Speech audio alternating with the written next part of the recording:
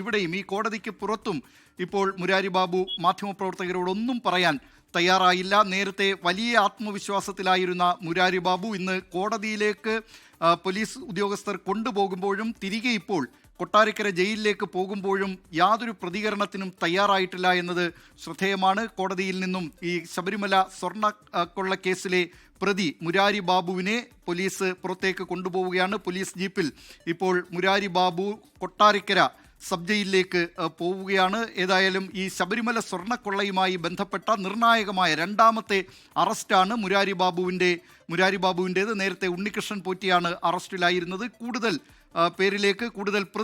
കൂടുതൽ പ്രതികൾ ഇനി ഉണ്ടാകുമോ എന്നതൊക്കെ ഈ അന്വേഷണത്തിൻ്റെ ഭാഗമായി ഇനി അറിയാനിരിക്കുന്നതേ ഉള്ളൂ. പക്ഷേ കൂടുതൽ പേരിലേക്ക് ഈ അന്വേഷണം വരും ദിവസങ്ങളിൽ പോകും എന്ന കാര്യം ഉറപ്പാണ്. ഷഫീദ് റാവുത്തർ തുടരുന്നുണ്ട്, അതുപോലെ AV ജയശങ്കറും തുടരുന്നുണ്ട്. ജയശങ്കർ, അവിടെ മാധ്യമപ്രവർത്തകരോട് എന്തെങ്കിലും സംസാരിക്കാൻ മുരാരി ബാബു തയ്യാറായിരുന്നോ? എന്തായിരുന്നു അവിടെ നിന്ന് കൊണ്ടുപോകുമ്പോഴുള്ള അദ്ദേഹത്തിൻ്റെ പ്രതികരണം? ദിലീപ് കുമാർ, ഈ വിഷയവുമായി ബന്ധപ്പെട്ട് ഒരു പ്രതികരണത്തിനും മുരാരി ബാബു തിരിച്ചിറങ്ങുമ്പോഴും തയ്യാറാകാത്ത ഒരു സാഹചര്യമാണ്.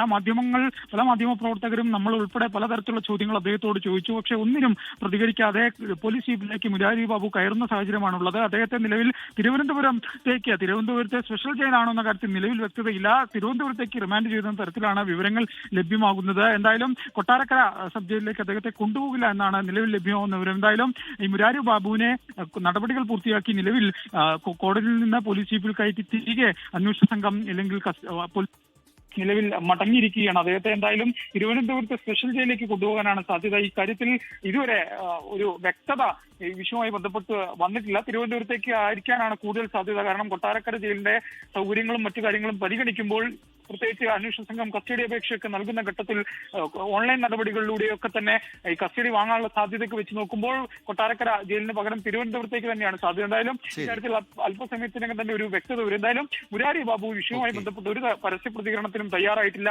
അന്വേഷണ സംഘവുമായി ബന്ധപ്പെട്ട് വലിയ തോതിലുള്ള ചോദ്യം ചെയ്യൽ കഴിഞ്ഞ മണിക്കൂറുകളിൽ നേരിട്ട ദേവസ്വം ബോർഡുമായി ബന്ധപ്പെട്ട് ഏറ്റവും നിർണായക പദവികൾ വഹിച്ച ഒരു ഉദ്യോഗസ്ഥനാണ്. എന്തായാലും വിവരങ്ങൾ നൽകിയത് റാന്നിയിൽ നിന്നും AV ജയശങ്കറാണ്. ഇപ്പോൾ മുരാരി ബാബുവിനെ ജയിലിലേക്ക് കൊണ്ടുപോയിരിക്കുകയാണ്. 2 ആഴ്ച റിമാൻഡ് ചെയ്തിരിക്കുകയാണ്. പക്ഷേ ഏതു ജയിലിലേക്കാണെന്ന കാര്യത്തിൽ ഇപ്പോഴും വ്യക്തമല്ല. മുരാരി ബാബു ഇപ്പോൾ ജയിലിലാണ്. 2 ആഴ്ചത്തേക്ക് കോടതി റിമാൻഡ് ചെയ്തിരിക്കുന്നു എന്ന് മാത്രം ഇപ്പോൾ പറയാം. ഏത് ജയിലാണ് എന്നത് അല്പസമയത്തിനകം വ്യക്തമാകും.